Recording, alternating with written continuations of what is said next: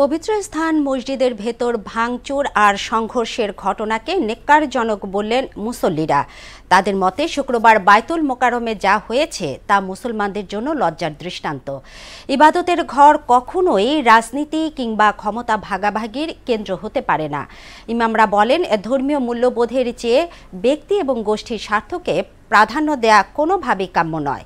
আরও জানাচ্ছেন নাসির উদ্দিন। বাংলাদেশের মুসলমানদের কাছে বিশেষ গুরুত্ব বহন করে জাতীয় মসজিদ বায়তুল মোকাররম। অনেকে দূর দূরান্ত থেকে এসেও সেখানে নামাজ আদায় করেন। 20 সেপ্টেম্বর সেই জাতীয় মসজিদেই ঘটল অপ্রীতিকর ঘটনা। সাধারণত জুমার নামাজে ইমামতি করেন মসজিদের খতিব। বায়তুল মোকাররমের খতিব রুহুল আমিন প্রায় 2 মাস অনুপস্থিত থাকায় জুমার নামাজে ইমামতি করার দায়িত্ব দেয়া হয় আবু সালেহ পাটোয়ারিকে। তবে সেদিন খতিব রুহুল আমিনের নেতৃত্বে কিছু ব্যক্তি ও মাদ্রাসা শিক্ষার্থী মসজিদের ভিতরে প্রবেশ করেন। মিম্বরে অবস্থান নেয়াকে কেন্দ্র করে দুপক্ষের মধ্যে শুরু হয় বাকবিতণ্ডা। এরপরই সংঘর্ষ, জুতা ছোড়াছুড়ি আর ভাঙচুর।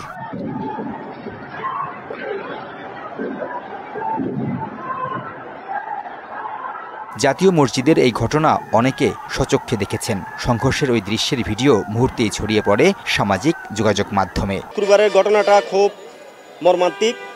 এটা কোনো মুসলমানের জন্য কাম্য না। তো এটা একটা পাক পবিত্র জায়গা, আল্লাহর ঘর, কিন্তু এরকম করাটা ঠিক হয় নাই। একটা সম্মান মানহানি হয়েছে এগুলো মানুষের। অনেক মুসলিম অনেক দূরের থেকে আসে, ভবিষ্যতে এগুলো না আসতে পারে। আর এখানে রাজনৈতিক কারণে অতীতে সুদবিহীন ব্যাংকিং এ আত্মশুদ্ধির পথ এনআরবিসি ব্যাংকের ইসলামিক ব্যাংকিং আল আমিন। বায়তুল মোকাররম প্রাঙ্গণে উত্তেজনাকর পরিস্থিতি বহুবার হয়েছে, তবে মসজিদের ভিতরে এমন ঘটনা নজিরবিহীন। যাই কিছু হবে, রাজনীতি হবে, বাইরে হবে, কিন্তু ভিতরে রাজনীতি করা ঠিকও না। আর কোনো এই ধরনের ঘটনা আমরা আশাও করি না। আমরা ধর্মীয় ইবাদত করব এখানে সম্মিলিতভাবে। এখানে ঝগড়া বিবাদ, মারামারি, ফ্যাসাদ এগুলি আমরা আশা করি না। আর এটা মুসলমানের জন্য মনে করেন লজ্জাজনক বিষয়, যার কারণে এগুলো না করাই উত্তম। ইসলামী চিন্তাবিদরা মনে করেন, ইবাদতের স্থানে এমন বিশৃঙ্খলা ভালো বার্তা বহন করে না। মসজিদকে কোনোভাবেই যেন বিশৃঙ্খলাপূর্ণ পরিবেশ তৈরি করতে না দেয়, সেদিকে অবশ্যই খেয়াল রাখা।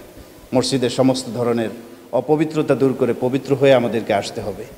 মসজিদের ভিতরে আদব শৃঙ্খলার সাথে আমাদের থাকতে হবে। আল্লাহর ঘর মসজিদের পবিত্রতা রক্ষায় সবাইকে সর্বোচ্চ সংযম ধারণের পরামর্শ দেন এই ইমাম। আল্লাহর ভয় যদি আমাদের মধ্যে থাকে, মসজিদের পবিত্রতা রক্ষা হবে। নাসির উদ্দিন, মোহনা সংবাদ, ঢাকা।